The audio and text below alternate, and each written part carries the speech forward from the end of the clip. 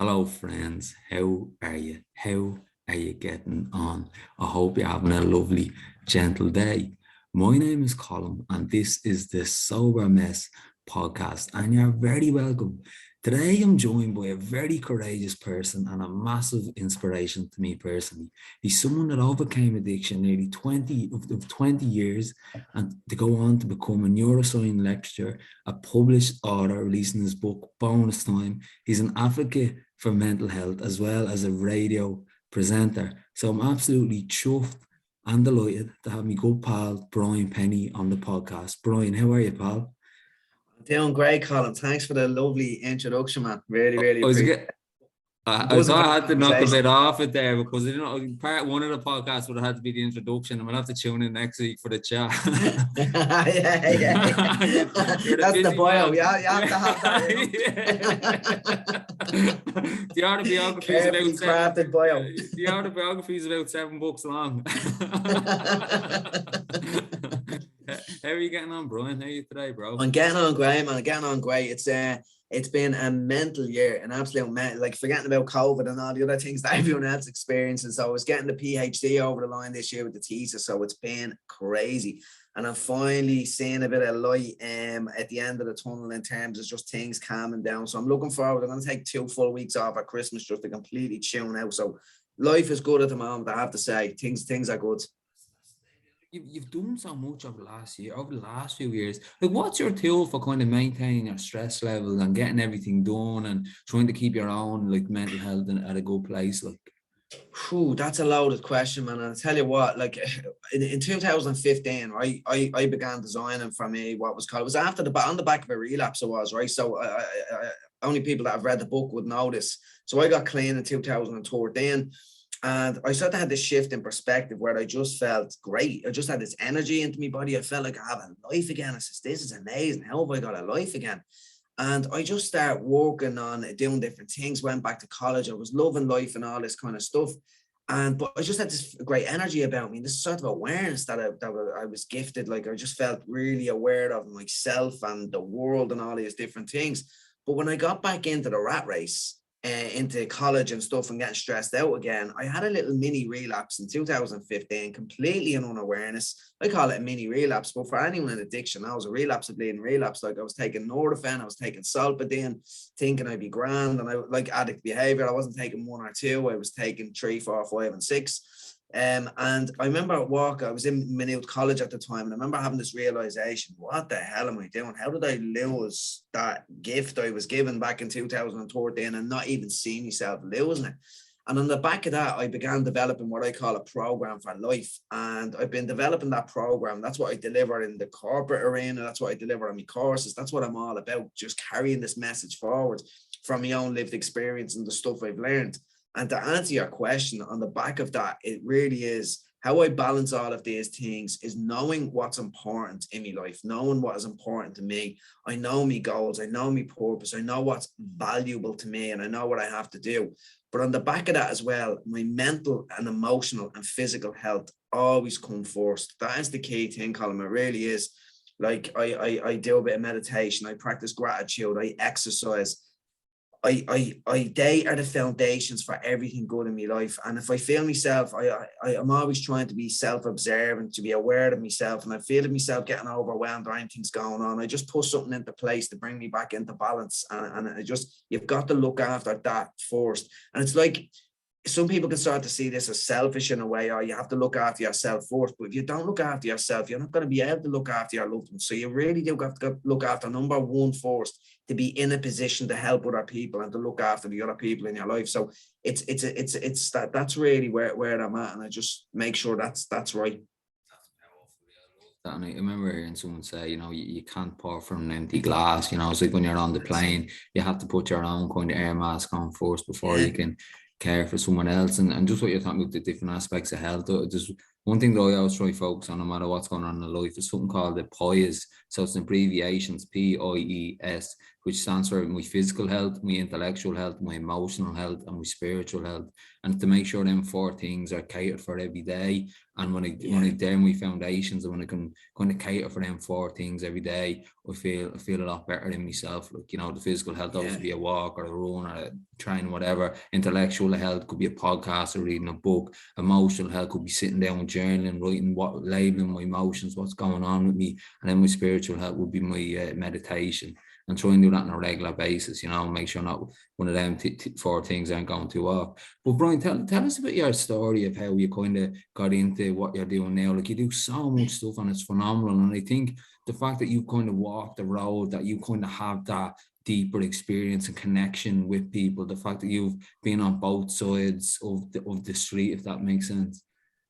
Yeah, I know where you're getting at as well. Like, it's really weird. A lot of people, when I actually say that, like, so one of the things, like, I was a heroin addict for 15 years. Well, I was a chronic heroin addict for 15 years. I was using heroin for 18 years.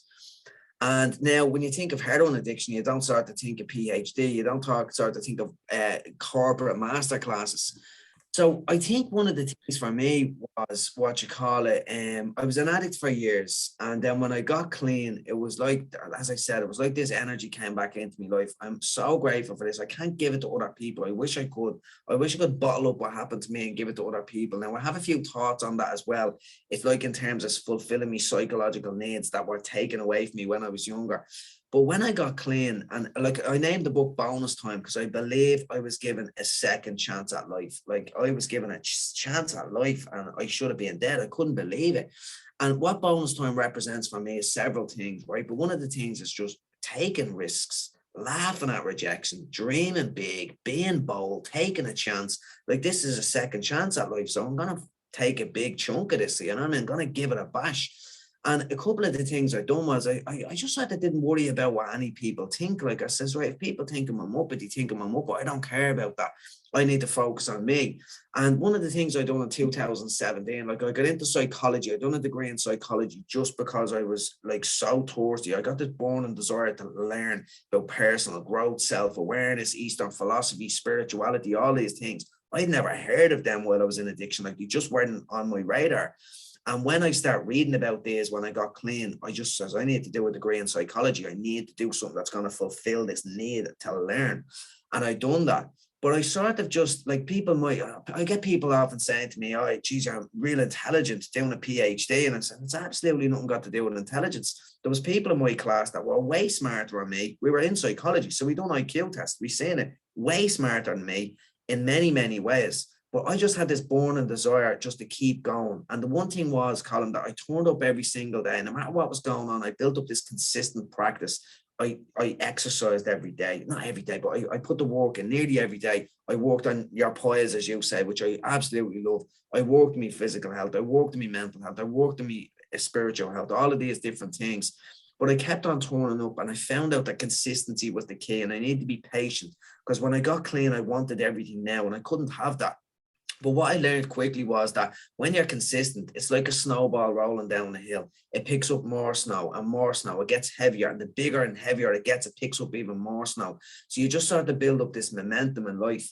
And with the mindset that I had and the learning that I had, I just kept on showing up and staying consistent to what I was doing. And it's just sort of turned into lots of different opportunities. But again, I didn't worry about what other people thought, and I just sort of took chances in life as well. And I think that was the big difference for myself, and let's say for other people that are in recovery, in terms of the route that I've gone to, in terms of doing corporate masterclass and stuff like that. Because in 2017, I remember saying, right, I want to learn from people further along the path. I'm learning stuff from books, but I want to learn more from people further along the path. So I'd learned lots of stuff. Like, I reached out to Gabor Mate. He never got back to me. I reached out to Russell Brand. He never got back to me. They're the people that, like, know a lot about addiction recovery and all that kind of stuff. But I was bold enough to reach out. They never got back to me. Big deal. I laugh at rejection, if it's even rejection. But I reached out to some corporate people in Ireland as well, some influential leaders, like Bernard Bourne was the CEO of AIB, and Brian McKernan was the CEO of Davy Group, a big finance firm, and all of these, Carolyn Lennon, the CEO of Air. And I just reached out to loads of people in this email, guessed their emails with the name of the company. So it was like, let's say, Bernard Bourne. Bernard.born@aib.com. Bernardborn@aib.com. Just guessed our emails and reached out to all these influential leaders. The amount of them that got back to me that were willing to help because I was just putting myself out there into the world. Loads of them got back to me. They became me mentors, gave me these crazy opportunities to speak in the companies just by taking a chance and being bold. And that was sort of what landed me in the corporate world of where I am now. And I've built friendships and created amazing friendships with these people. And I'll give you a great one of the first person I met was a guy called Fergal Nocton, right? The CEO of Glen Dimplex. Hadn't a clue. I didn't really do the research on it. They're worth 1.5 billion. One of the biggest companies in Ireland, like the Noctons, like huge family financial backing in Ireland, and just made it from nothing. And Fergal's actually become a really good friend of mine over time from that as well. But I only got 15 minutes with Fergal, and he was sort of sussing me out at the time. It was this mad Joe coming in, like, wants to learn. I think I created this curiosity with people. Yeah. But I remember I got 15 minutes with him, had a great conversation. And he remember saying to me, I said, I have a feeling I'll be seeing you in the future. And it turned out that we did, like, he'd be a friend now. But the second person I went to meet was John Boyle from Boyle Sports. Not a founder of Boyle Sports. Another big monstrous company, billion-quid company. I'm just taking a chance. And I went up expecting to get 15 minutes with John. I spent 3 hours up in Dundalk chatting with him, having the great conversation ever, right? But you know what the first thing he said to me was? He says, Brian, what's your birthday? And I said, 6th of the 4th, 78, 6th of April. And he's like, no, what's your real birthday, your new birthday? And I knew what he was talking about. I says, 8th of October. And he says, mine's the 23rd of September. 37 years clean he was. He was in addiction as well, John Boyle. He's in public with that. He's open with that, right? And he, at the end of the chat we had, he says, you know why you're sitting here now? He says, because you don't give a crap. You're living on bonus time. And that's where I actually got the name of the book. And it's like living on bonus time, giving a second chance, just go out and take a big chunk of the world and see what comes back. And that's sort of just being bold is where I've really gotten those opportunities, you know? I love that. Yeah, that's powerful, man. And look, I love, like, because I remember a few years ago hearing you do a talk. I was in like I left school early and I was in like a youth reach, and I remember you were doing a talk, and just something you said just always planted a seed with me. You know, it doesn't matter like what way you can start your life at any time. You know what I mean? Just because you didn't walk the route you're meant to, you know, you can start again at any time, and that always stood with me. You know, my story is actually it's similar to yours. Like you were talking about your relapse and things like that, and I remember when I came into recovery first. You know, I got all these great things back in my life. You know, I got into a relationship, I got back to college, I got a job. But the ironic thing was these very things that ended me, that kind of wobbled my mental health. You know, these were all the gifts of sobriety, but at the same time, they all stressed me out trying to keep the plate spinning, because what it was when I gave up the drink first, I suppose I jumped into these things as distractions as well, and I had no foundation to cope with the stress. That the exams in college were going great when I was passing, the job was going great when I was getting the compliments and all, the relationship was going great when I was going all my way. But then when they flip side and I couldn't deal with that, that's when the mental health took a knock, and I had no progress. I suppose I had no foundation for dealing with my mental health. You know, when things were going great, they were good, but what about when they were going bad? And then from that, I realized, right, it's not just about abstinence from drinking drugs. I need to do that bit of work on myself, like, you know. And look, I suppose you can relate to the extremist of you know, I remember someone recommended doing a meditation class. I went to a meditation class, and then I got this in my head. I wanted to go study Buddhism, you know, to the extreme, typical addict. Same. And I went over to Asia. I wanted to go to Nepal and all. I was going to climb a mountain and just meet a monk sitting in a cave there, and he'd tell me what my purpose is in life. And but it's that mad striving thing. It's that mad addict behavior. Like, it's crazy. It is. Yeah, just to get to the extreme. I can't just do a meditation class. You know, and it was a great experience. You know, it was up all over Vietnam and all over Thailand, and went to Bali, and then I came home and I was volunteering down in Cork for a few weeks down at this Buddha retreat, and it was just to the extreme, like, you know. I was down there in the Barda Peninsula. Yeah, that's the one. Yeah. Savage, I was a volunteer down there, but I learned so much from it, like, you know what I mean. But at the same time, I still have that addictive tendency where I can go from, I can't do zero, I have to do 10 or nothing, or all or nothing, you know what I mean. But as well, learning all that stuff. But I love what you said about the consistency as well, like, you know, because someone said to me before, if you're good, you'll get it, but if you're consistent, you'll keep it. You know what I mean? And like, Yeah, that's the thing. love Now, that. you can get to the high points in life, but if you want to remain there, it's to stay consistent no matter what's going on. We're just always consistent in what we do. It's so true. And a couple of things jumped out at me there, Colin. The first thing that there's a couple of non-negotiables I have, right? Exercise being one of them. But in terms of very addictive and relapse and the danger of your emotional and mental world, there was something that jumped out at me. Like for me, awareness. Like I remember being down in the treatment center. I was down in Ashery in Wexford, right? And there was this priest there, Father Jim. He was just incredible. He was the only really person that really jumped out. I need to learn off this guy. And I remember he didn't call it an addiction center. He says, I call this an awareness center because the opposite of addiction is unawareness. And it was just like, right, it's awareness. It's not being on autopilot. It's not getting dragged around, getting triggered by this, that, and the other, and using on the back of that. Like for me, I was just petrified of anxiety. I struggled horrifically with anxiety and compulsive thinking, and I couldn't cope with anxiety. And to get away from that, I just used drugs. That's what the essence of my addiction was. But what I learned with awareness, I need to build self-awareness to be aware of when I'm going to get triggered and when it's going to happen. And there's a mindfulness practice that I got started in. I sort of practiced a lot and really built into as a key component of my life. And it's really just mindful self-observation. And it's just like observing your inner world, observing your thoughts, observing your feelings, observing your external world as well. So it's not triggering you, observing those bodily sensations. And if you always have one eye on your internal world and how you are, how your emotions are, it just stops you from getting triggered by them because you're actually aware of them. Say, right, I'm getting anxious. What do I do when I get anxious? I use the use, right? So I'm going to do something else. I'm going to go for a run. I'm going to talk to a friend. Because I think when people relapse, it's like something happens, they're triggered by something, they have an emotional response, stress, anxiety, whatever that is. And before they even know it, they're off with a drink or a drug in their hand. There's no awareness. The awareness piece is lost. So I think one fundamental thing for me is, and I think it's for anybody, like I done my PhD research in the Rutland Center as a mindfulness intervention for people in early recovery. So it's called mindfulness-based relapse prevention. That's the name of the program, the mindfulness-based program. But the key thing is to become aware of your internal and external environment and don't be a puppet getting pulled around by the world. So when you catch these triggers, you can sit with them instead of running away and avoiding with them. You have to sit with difficult emotions. That's just the nature of human existence. We struggle, we get pain, we get emotional pain and challenges. You have to live with that.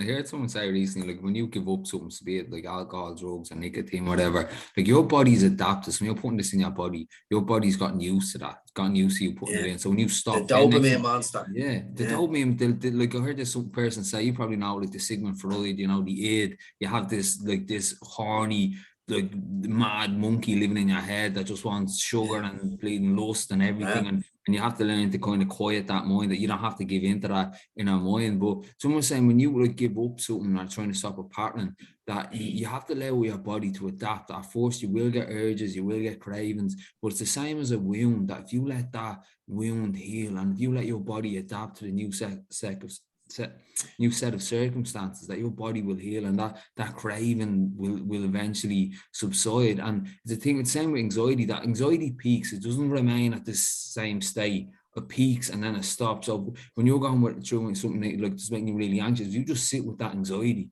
it will subside. It's like the bonfire. If you allow that bonfire just to go out instead of throwing petrol on it, the bonfire will go out. And I love what you said there as well about addiction, and about, trying to get away from yourself. And I heard this quote recently, getting sober meant I had to learn to love myself instead of trying to escape from myself, and that was my problem. I couldn't sit with myself. I found drink and drugs a better place to exist than in the sobriety, because I struggled being sober, with anxiety, with the fear of what people taught me, or the fear of talking to girls, or the fear of bills, or the fear of work, or the fear of failure, low self-esteem, the fear of death, the fear of my family dying, with all these fears going on in sobriety. But then when I took a drink, I only had one fear. It was where that next drink was coming from. So I found living in that drunken world a lot more manageable. It's a lot easier, like I do a bit of volunteering with the homeless, and I remember talking to this guy once, and something he said just blew me away, and he's basically saying that when he got onto the street, just a set of circumstances, his family, his mom threw him out because there was like guys calling around to the house looking for money, so he didn't know he didn't want to put his mom in danger, so he moved out, and he ended up on the street. And he said he wasn't doing drugs until he felt this sense of shame, and he's running into old friends and cousins and all. So someone offered him drugs one day in a hostel, and he took it, And he found out that it was easier for him to to do this heroin, because what it meant, 1 second he was sitting on the street, and then as soon as he took this heroin, he was in his mind, he was in the Four Seasons. There's that sense of comfort that he felt. So it was a lot, rather than the sitting with his reality was so difficult that it was just easier for him to just take this heroin, because it just numbed everything, and it was like throwing the liquid paint over the cracks. Like, it just seemed to make everything, it was the easier solution for him, like, and I could identify so much with that, you know what I mean? Just a quick hit, sort of everything else. Yeah, sorry. Yeah, no, I can identify with that so much as well. And the thing is, right, that nobody wants to be an addict. Like, people don't say, I want to be an addict. It's usually some kind of anxiety, some kind of emotional pain. Generally, it's due to some sort of trauma in your life as well. And that's a signal, like the emotions and that stress is a signal that you need to do something about it. But if you've had that easy fix and you've used heroin in the past, or you used some drug in the past that just took that pain away, well, like in the Four Seasons, as your friend, as your man said, obviously you're going to do that again. It's such a beautiful way out at the time. Like, it feels amazing, and it's an easier way out, and you can't live it the other way. So it's the comparison of the two lives. There's only one choice that's going to win. But I think the reality of that as well is that over time, the drugs stop working. And for everybody, the drugs don't keep working like they're working. We habituate to the drugs. We build tolerance to the drugs, and you don't get them effects of it over time. And that's when it gets really problematic. And you have to your coping mechanism just doesn't work anymore. I think everyone gets to that stage in the end, For you, what do you think? When was it when you got to that stage and you realized, look, this isn't fair, I need to change? And for me, right, so I got to that stage. I got clean when I was 35. I'd say I got to that stage when I was getting to that stage 27, 28. But then I was like, it's funny that I went to do a PhD, because when I was in addiction, I was like a scientist. I was genuinely like a scientist. I was getting benzos, I was getting Zimmerman, I was getting alcohol, getting heroin, I was getting methadone. I was mixing all the different drugs, taking them in different ways, like a scientist, trying to do them at different times of the day. How can I numb me anxiety? How can I make me feel better? Because I knew it just wasn't giving me the same hit anymore. Like, I could smoke a bag or two of gear and it do nothing for me, like absolutely nothing for me. So I'm saying, right, I have to mix it with different things. So that started happening around 27, 28. But I didn't think, like, my narrative, my internal world was, I cannot cope with anxiety. It destroyed me, and I need drugs to get away from that. It was the only thing that helped me to survive with that. It helped me to live in the world. And I didn't think there was another way of me living like that. So I just persevered for years and years. And I was literally living Groundhog Day of taking loads of drugs, which weren't giving me a high anymore. They were just sending me into oblivion, so I couldn't remember anything. And it was only, I never really had the realization that this doesn't work anymore. When I lost, like, I was a functional addict. When I lost my job, I was 50 grand in debt to drug dealers, money lenders. I had no way of getting money for drugs anymore. The drugs didn't even work anymore, I'm saying. And I was on death's door. I was like, my body was giving up. I was saying, I'm going to have to do something else. But I went into detox on the back of, right, I'm going to try to get myself sorted and just do drugs better. When I get out, I'm going to do it better and cleaner and be smarter about being an addict, because I didn't think I could cope with anxiety. But when I had multiple seizures, I had a horrific instance where I ripped me bleeding tongue down the center from the seizure. I drove me teeth through my tongue. And there was something about that moment in the hospital that just broke me to my core. And I remember just realizing, I cannot do this anymore. And it just shifted something in me where I knew I can't do drugs anymore. And that's when I went into the detox center. I finally got into a detox center after a couple of weeks. And there was just this shift in me that something was just changing. And it was something that I wanted to mention, actually. I think is really important as well. Like, it's like the dopamine monster, like we're saying, you're taking drugs and years to get this hit, but you can sort of turn an addictive personality. I don't like the term addictive personality, but this obsessive kind of thinking, like this wanting more, give me more of this, like the two of us wanting to go be monks and bleed in Nepal or whatever, like, give me loads of this. But you can sort of use that to your advantage as well. And I sort of done that when I got clean. I read loads of books. I went and done a degree in psychology. I studied loads. Now, that's not good in itself, because it's still that addictive behavior. And that's where the awareness is key, and getting some balance is a key. But what I believe is, for some people in recovery, instead of just getting into recovery and craving those drugs and being a mess, I don't think it's a bad idea to transform your desires, that old addictive thing, onto something else for a short time, until you can get some balance and try to love something else and be obsessive about something else. I don't think that's necessarily a bad thing if you have some awareness around it and you have some supports helping you with that as well. I think it can actually be a thing that will help. It's definitely something that helped me. Yeah, that's powerful. And do you know what the mad thing is? Like when you said about like the obsessive personality, and I think that was a massive advantage for me over the years. You know what I mean? That I have that because I found even in my career, you know, I was like a dog with a bone. That if I just get that promotion, I'd be happy because I was like this. I had this lacking in me that I felt like 80%. You know, and everyone else in the world was 100%. Everyone else was like a euro, and I was only 80 cents. You know, and I was trying to make up. And this is in recovery, this is in sobriety. That I felt this low self-esteem that I was less than everyone else. And then my ego and my mind be coming up, do you know what, Colin, if you get A, B, or C, that will make you better, that will make you valuable, that will make you worthy.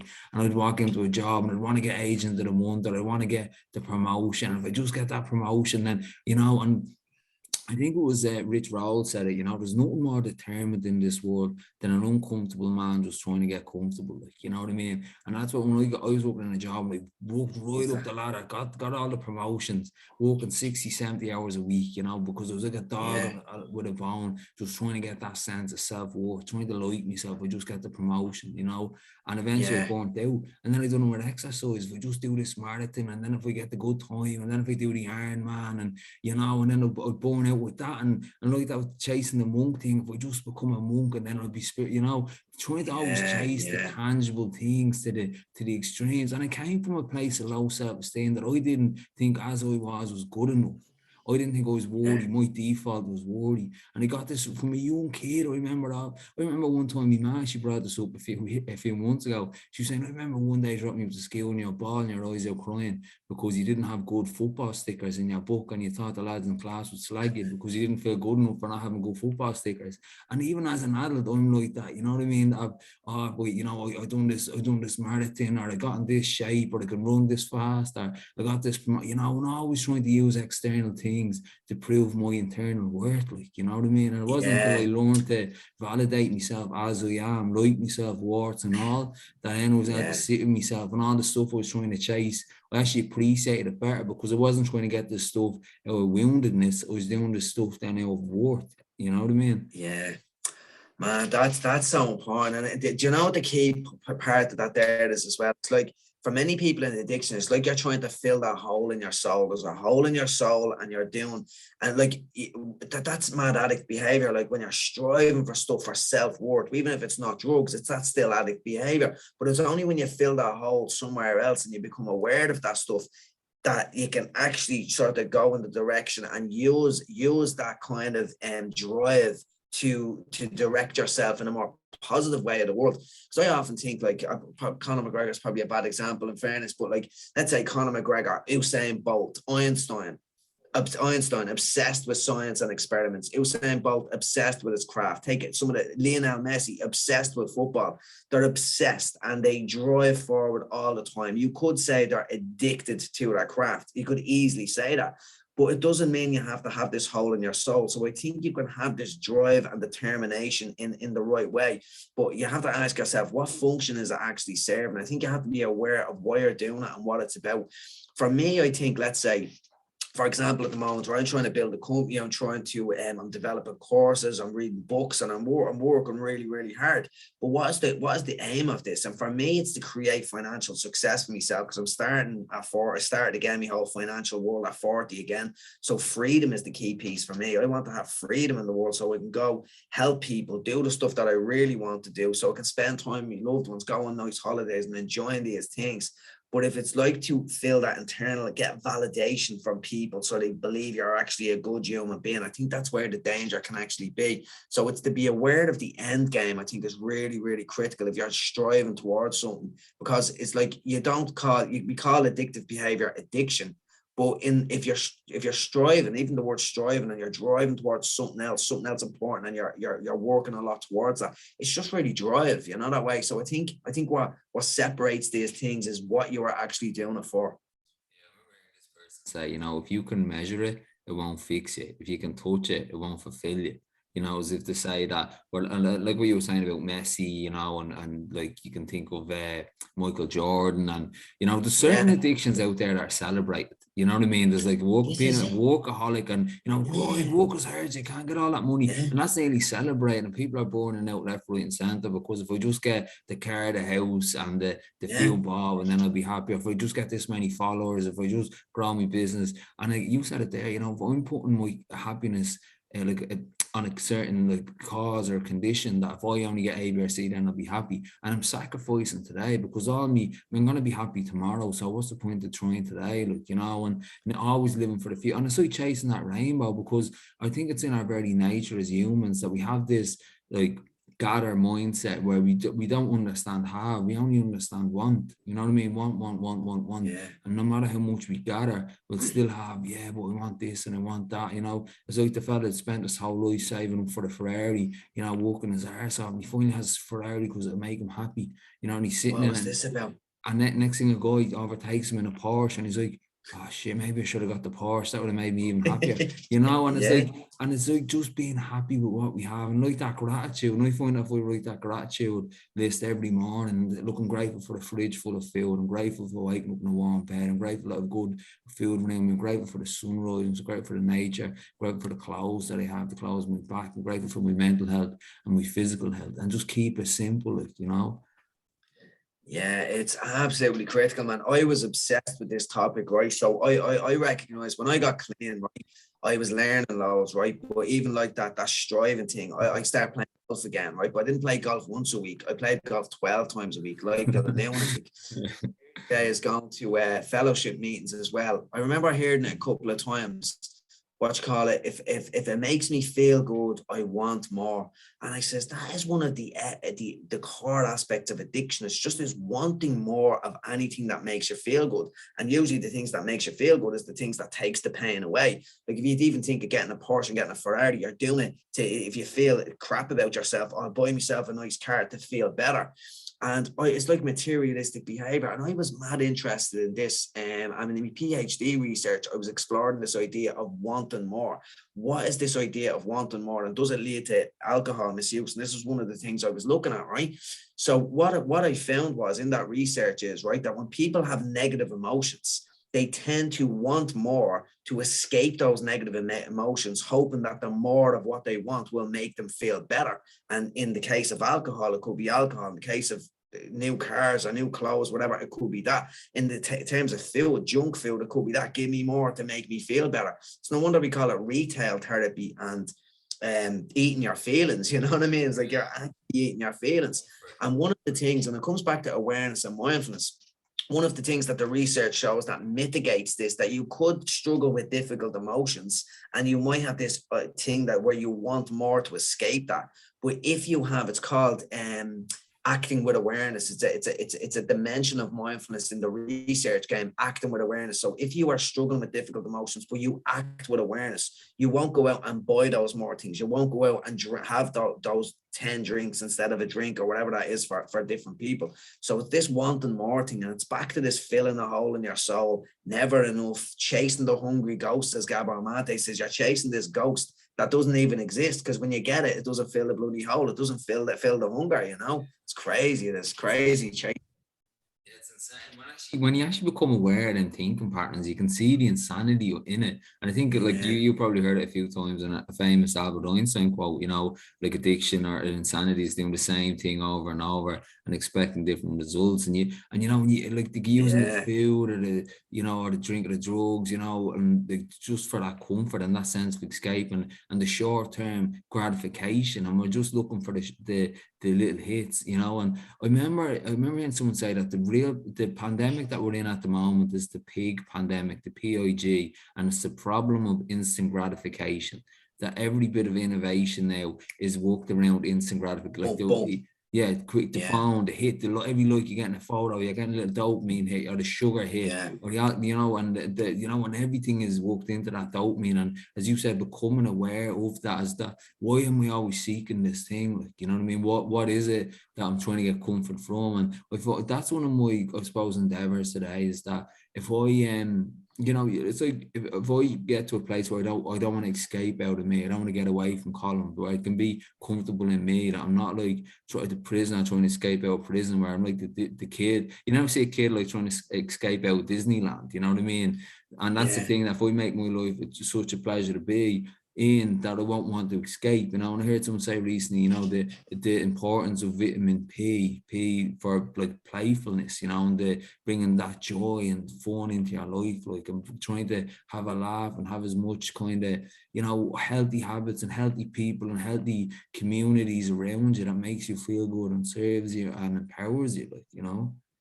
Big time, man. Do you know what? You've actually touched on a couple of core values of mine. This is something that I've done a lot of work on as well. It's like, what do I value? When you ask somebody in their lives, what's value? What do you value in your life? What's your values? And loads of people don't know. And you think of these things like, yeah, we value our mental health and our physical health. Most people value that, even though they don't act towards it. But other values like that, let's say universal values, kindness, honesty, courage, we all value these things.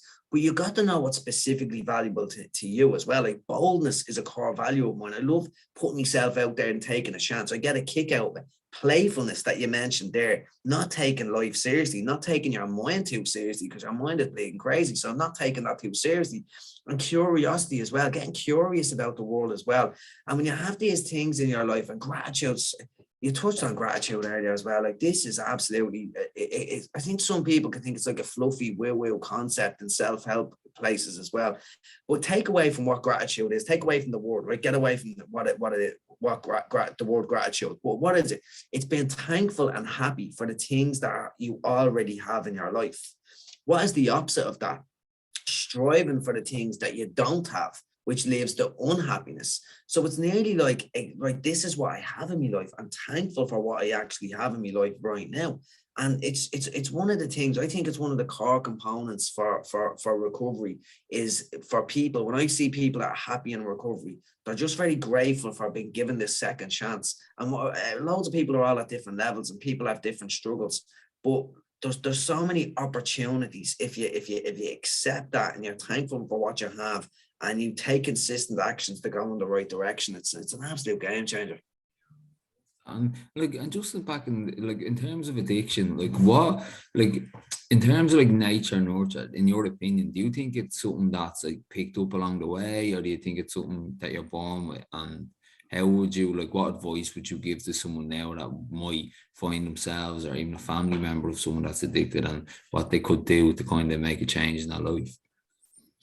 Right, so there's two big things there jump out, right? So the first one is, if you're a family member looking to help someone in addiction, you're not going to be able to change anyone. This is just the essence of human life. We cannot change anybody. It's hard enough to change yourself, never mind changing someone else. So like, it's like that thing they say, you can bring a horse to water, but you can't make him drink. So you can sort of point to, if someone's in addiction, you say, you could point them in a direction, say, well, you should go to a meeting, you could go to have a read of this book, have a read of this, but it very, very rarely does anything. If someone's deep in addiction, there's very little you can actually say to them. And that's the idea we started with at the start. You've got to look after yourself first, so you're in a good headspace to be able to do that. So straight away, it's just nearly impossible trying to change anybody. So that's the first thing I'd say with that, even with loved ones. And I'll come back to that now in a second. But in terms of the nature nurture debate, I think it's 99% nature, or nurture, sorry, 99% nurture. I think nature plays a role. Like, one of the things that we find in psychology circles is, like, you have a certain temperament, so you can be more sensitive to different things. So you're more prone to anxiety, more prone to certain things that could maybe make you drink to escape that anxiety. But I do think there's environmental factors, there's social factors, the people you're around, that includes your family, your work colleagues, your friends. The environmental factors, just like, are you down living in a remote area and there's only 2 pubs around and that's all to do? No wonder you're going to go to the pub and be drawn towards that as well. So there's lots of things in our environment can shape that as well. But I think the big thing that really drives people are these emotional factors. Like, if you are struggling, like, it's no wonder that trauma is so linked to addiction, because if you're struggling emotionally in some way, and there's a way out of taking a drink or taking a drug to escape that emotional pain, you're just gonna take that. So I don't really believe addiction in terms of is ever the problem. The problem is always under the bonnet. There's a root cause that's driving the addiction. So for anyone out there, I think you've got to get to the core of the root problem. For me, it was anxiety. I still get anxious today. Obviously, there's everyone gets anxious. Like if I'm doing a talk, if I'm doing something, I feel those anxious feelings. But I've changed my relationship with anxiety. So now I become the observer of my anxiety instead of someone that is just completely anxious and getting caught up in that. So that is really, really important about getting under the bonnet of where that emotional pain is coming from. But I just wanted to jump back as well. I think it's really important for anyone listening that's struggling with family members and stuff like that. There's three sort of ideas that I think of, right? Like you can try to preach to somebody and say, right, you need to do this, you need to do that, you need to stop drinking, you need to stop doing drugs, you should go to meetings, you should do that. No one's going to listen to that kind of preaching mentality. They just won't listen, and because it just doesn't work. It simply doesn't work. I think the other thing I start to think of as three seeds, right? The talking seed, right, which doesn't work, preaching, right? The listening seed is the second one, right? Where you go to someone and say, here, look, if you're really struggling, if you want to talk about stuff, I'm here. I just want to let you know. Now, they probably won't come to you at first, but just always let them know, look, I'm here. If you want to talk, I'm here as listening here. Let me know what's going on, right? And if they do come to you and listen, if it's a family member and they come to you to speak about what they're struggling with at the moment, right? Don't just listen and then tell them what to do or be up in your own head. They should be doing this, you should be doing that. You've got to listen completely so they actually feel like they're being heard. And then if they're struggling again, they'll go back to you in the future and actually get to share their experiences. And it doesn't mean they're going to change. They're not going to spill their guts to you and tell them what's going on, then go change their whole life. It's such a complex issue. There's really serious things going on and habitual things going on, mental processes going on that's keeping them in that addictive loop. But the third seed, and this is where it comes back to really looking after yourself, is the action seed. Because I often get people saying, well, I want to get me partner, they're doing drugs and they should do this and they need to do this and they need to do that. Whereas the same person is struggling with their own stuff. You've got to get your own house in order first. Like, how would I be to go telling someone to stop drinking, to stop doing this when I'm a ball of stress and a ball of anxiety and unmanageable, everything else in my life is unmanageable. Yeah, I might be having a drink or doing drugs, but I'm still all over the shop, you know what I mean? So you've got to get your own house in order. And if you're willing to listen to somebody and they see that you have your house in order, well, then they might actually take advice for you when they're actually ready. But the timing is absolutely crucial. But you've got to realize you cannot change anybody. And to let go of that is really, really important. That's powerful. And yeah, the most powerful form of communication is your own example. You know what I mean? Like if you're walking down the road now and you know, you see someone that's gone from A to B and they're just a changed person, like that's going to stand out. Like, I remember seeing a mate a few years ago. He was sober at the time, and I remember seeing, geez, if I ever get as bad as him now, I'm going to give up the drink. And I seen him, and he was a couple of years sober, and he was like, just not even his appearance, his whole demeanor and this sense of calmness. And I remember that was and that was after years of people telling me, oh, you should stay off the drink, you know, it's a good life not drinking. I never listened to anyone. But when I seen him, I was like, wow, you know what I mean? And that's the loudest message you can give to anyone. It's just your own example, like, you know. Yeah. There's a line I love. It's by Waldo Emerson, I think his name is. What you say speaks so loudly, I can barely hear what you say. So what you do speaks so loudly, I can barely hear what you say. So your actions, what the actions of other people is what really screams, you know. I love that. So just in terms of like you know, you at the start you talked about your own purpose and motive, and like what do you think your purpose is today, and what do you do to keep motivated to keep after that purpose? Right, so there's a couple of things, right? So the big sort of my mission in life, and it's around what I have and what I do driving forward is it's to show people. So my mission is sort of to show people that change is possible, demonstrating actionable steps to a lived experience. And I don't specifically do it in the addiction area, and I don't do much work in the addiction area either. It's like I don't really recognize addiction. I think people have mental, emotional problems. Some people go use addiction to cope with that. Other people use different. So I start to just try to help people with their emotional and mental stuff. So it's just showing people that change is possible. But I don't think recovery either is about surviving. It's about thriving. So I love working with people that are really want to enhance their lives and want to go to the next level as well. But that really, to me, is all about, that's sort of me business, and that's the new business that I've created. It's called Change is Possible. But I think long term, I want to get myself financially secure with that. But the next phase, and I'm doing a parallel as well, is working with young people and trying to find the secret sauce that will get people to engage in the tools and tactics and strategies and practices that I know will make them more mentally and emotionally stable individuals. Because the young people today are really, they have it worse than ever with social media and all these kinds of things. And they're so instead of trying to fix people who are already in addiction, because it's so difficult, it's so complex, and it's so hard to help people who are currently in addiction. It's just so difficult. And I think luck plays a huge role in that. That's why I'm so grateful for that Clint. And nobody really has the answers of what happened to me. I just got lucky. That's just a fact. I got very lucky. So I think my big long-term mission will be trying to work with young people to build this self-awareness, to give them the tools, these values-based systems, so they can go in the right direction and not make the mistakes that will put them into dangerous positions and into drug problem positions. And I'm starting to work with a few skills now at the moment, especially in 2022, working with these kids. But for me at the moment, it's going to be a learning process. I'm going to learn off these kids of what's going on and what is the best way that can help them going forward. But I think that's going to be the long-term mission that really motivates me. Like, just like out of curiosity, like if I was to say, put you in this political position, you can make any change you want and fire billions of euro at you, and your main objective is to solve the addiction problem, what's the first thing you do? Wow. Oh man. Do you know what? It's like basic needs. It's basic needs.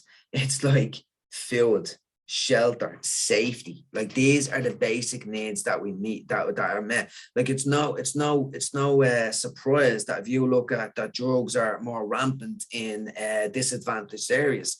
And it's not because people in disadvantaged areas like drugs more, are born to like drugs more. It's because there's less safety in them areas. Some of these people haven't got enough food in the nighttime. Some of these people are just, their parents could be abusing them, whether physically, verbally, sexually as well. These are the things that are actually going on. So if you can meet the basic psychological needs of people, that's the game changer right there. And you're not going to have these young kids coming into the world that are struggling with this emotional pain and need drugs to actually numb this pain. So for me, that's where I would put the work in. But as we know, this is very problematic, and it's cyclical. It's a loop. And what you find is that people that have come up in an addiction family become involved in addiction. There was alcoholism in my family, and we see it again and again and again. You're just copying your parents, and all of these different factors. So it's getting people out of the loop. And I think educating young kids at an early age, giving them that education,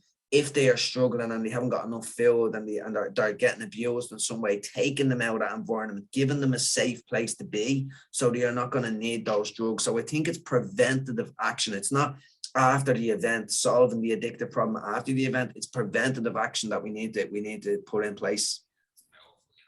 From my opinion on it, like, would be like to get right down to like get the kids and get parents, and it is that cycle, you know. That, I mean, disrespectful, like, you know, monkey see, monkey do, and like that. I would have grown up in an alcoholic home and seen you know, learned all these behaviors from a young age, like, you know what I mean. And then, you know, and as an adult, then all that manifested. And I think teaching, like, I was never taught how to deal with my emotions, not even taught how to label my emotions or not. I didn't even know what anxiety was. Why told me mad anxiety should probably tell me to go and have a bottle of flat 7-Up or something, like, you know what I mean? And you know, education. It's education. Yeah. Exactly. Remember, there's so much stuff I didn't get around to asking, man, but I know we're just aware of time. So I just want to finish up the last question for you is, what is the best advice you've ever gotten? Wow. What is the best advice I've ever gotten?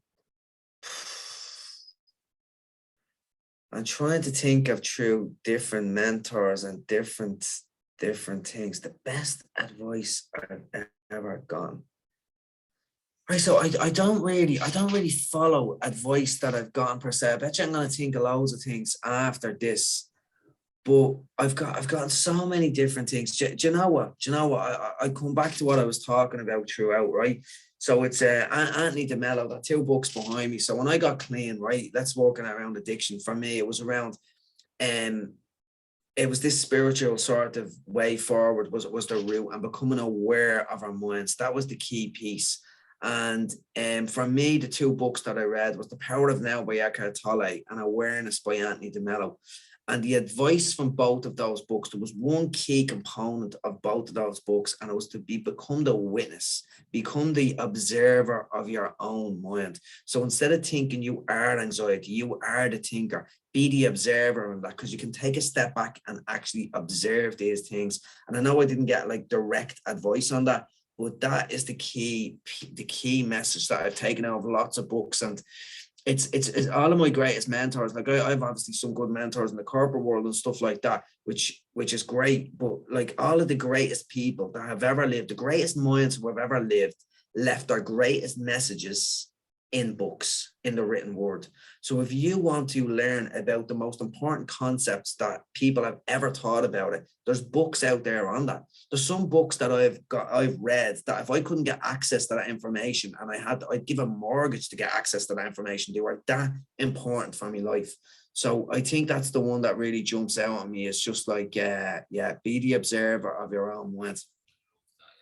For me personally, I think my whole outlook on myself and life completely changed when I stopped believing my thoughts and I realized that your feelings are facts. You know what I mean? That's just because you think it doesn't mean it's true. And I remember hearing this abbreviation for fear, you know, is false evidence appearing real, you know, and we can think of all these false assumptions in our heads and believe them just because we're thinking them, and then we're identifying with them. And, you know, just to know you're not your thoughts, and to be able to find tools and mindfulness and meditation to try and separate yourself, you know.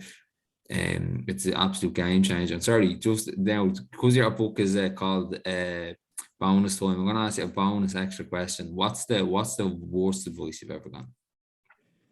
The worst advice I've ever gotten? Wow. Oh, geez, I do you know what? I can't believe I'm struggling so much in these questions. I would have thought these would have just popped off the mark for me straight away.